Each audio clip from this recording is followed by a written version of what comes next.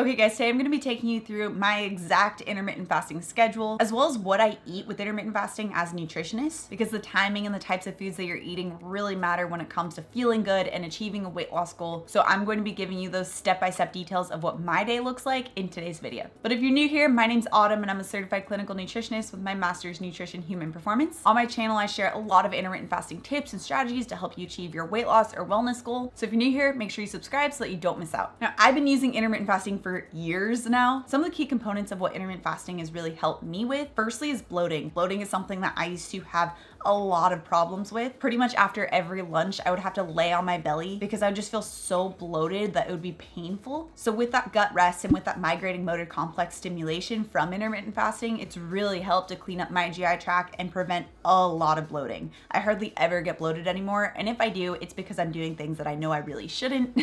But the good news is I now know how to always get back to feeling good again. So that's also part of a wellness journey. It's not a straight line. And that's actually something I really want you to understand as well, because all of us are inevitably going to have these little ups and downs throughout the journey. Even myself as a nutritionist, where I know what to do, I know how to feel good, but then the holidays come, or then it's someone's birthday. And yeah, there's going to be those moments, but it's about knowing how to get yourself back on track of feeling awesome again. That really matters when it comes to your wellness journey. Now, I use my complete intermittent fasting bundle protocols and the AN nutrient timing plus the recipes for pretty much all of my meals, or some spin-off on a lot of these recipes. I'll have the details for the complete intermittent fasting bundle linked down the description below. But my day always starts off somewhere between 5:50 a.m. and 6:30 a.m. This really depends on the season. I have a pretty difficult time waking up when it's pitch black out. So during the summer, I'm going to be waking up at 5:50. During winter, it's going to be a little bit closer to that 6:15, 6:30 time. But immediately before I do anything else, I always drink 12 ounces of water. In fact, this is the little cup that I always use and I always have out next to the water container so that I can drink water right away. Now, something that intermittent fasting does, it naturally causes our insulin levels, which is our storing hormone, to decrease, especially when we're fasting, which makes sense because insulin is secreted in response to food. So when we're having this fasting period, that's why our body is more easily able to tap into fat burning during this time, because insulin is going to be lower from not eating. But something else that can typically happen with lower levels of insulin is that our body will start to release water and electrolytes. Insulin typically causes water retention, so it's really important to hydrate during your fasting period to help replace what water is lost from insulin levels being lower. But equally important is the sea salt, which is why I always have about 1/8 of a teaspoon of sea salt. I personally use Celtic sea salt. I'll have any of the products that I discussed today listed down in the description below as well, so you guys can check it out. But I personally prefer Celtic sea salt because it's not going to break the fast. It's just a high quality mineral sea salt. Plus it tends to be one that's not as expensive, so I personally like that.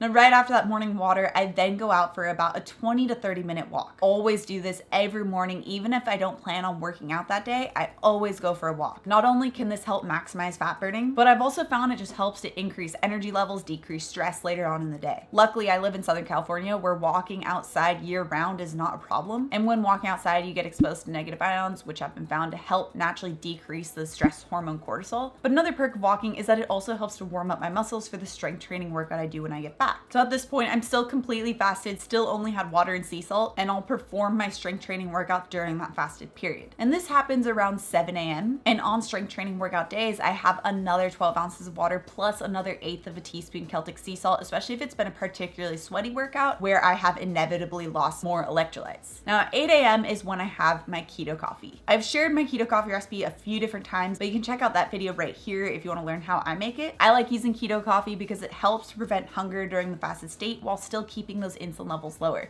So it's essentially like a fasting mimicking where it doesn't break that insulin sense of a fast. So you still get a lot of those great benefits with intermittent fasting. Now, I use Purity coffee because it's mold-free, organic, and optimized for antioxidants. I've also found that mold-free and mold toxin-free coffees really help to prevent anxiety for me. Personally, if I drink any other coffee, I can feel instant anxiety. That's really not even an exaggeration. I can have just a few sips of other types of coffees and I can feel the anxiety starting to well up. So especially with my history of anxiety, I like to just make sure that I'm putting myself in the best place possible by using a mold toxin and mold-free coffee. I'll also have that link down in the description below as well. Now between 10:30 and 11:30 a.m. is when I go to break my fast, and well and truly break my fast, where I'm actually eating a meal.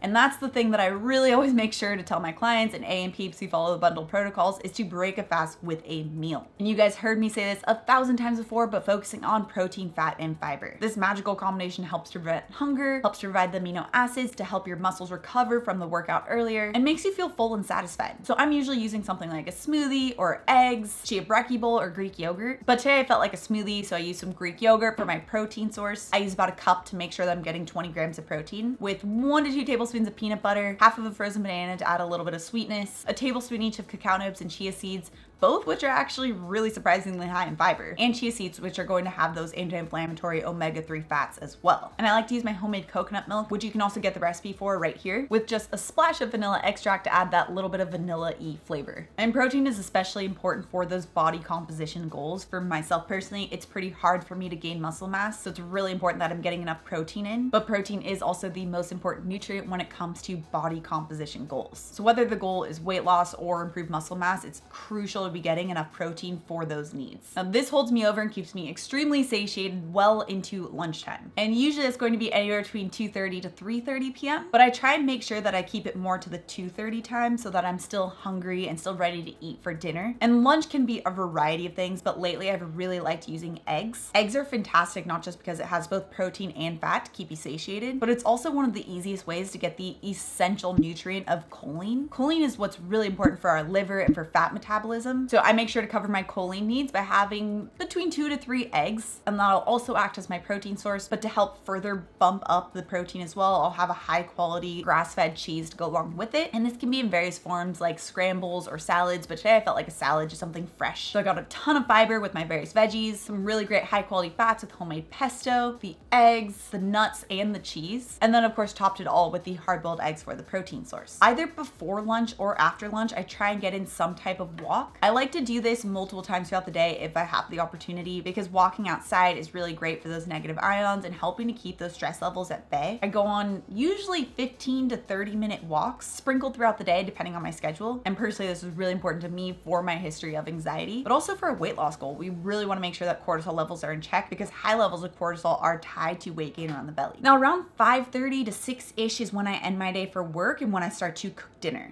First things first, I always focus on where my protein source is coming from. I'm typically picking a meal from the complete intermittent fasting bundle or experimenting with new recipes for the A and peeps. So tonight I was actually experimenting with a new shepherd-ish pie recipe where instead of using really high insulin spiking potatoes as that crust part, I use cauliflower mash. And then typically I would like to use ground beef with this recipe, but I didn't have any. So instead I used ground turkey. And to be honest, I was pretty skeptical on how this would turn out, but it was amazing and I absolutely cleaned my plate.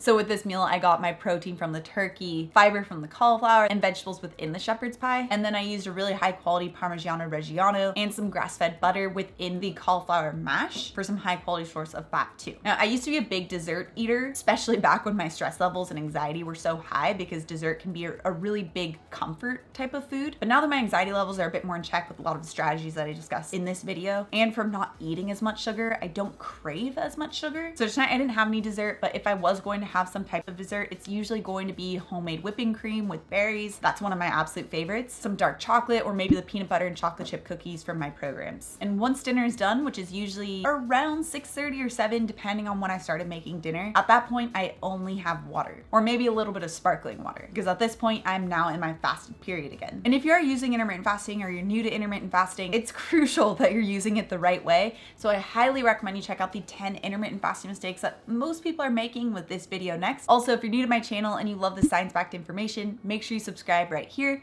Come out with new videos every Tuesday and Thursday. Thanks for hanging out with me today, and I'll see you in my next video.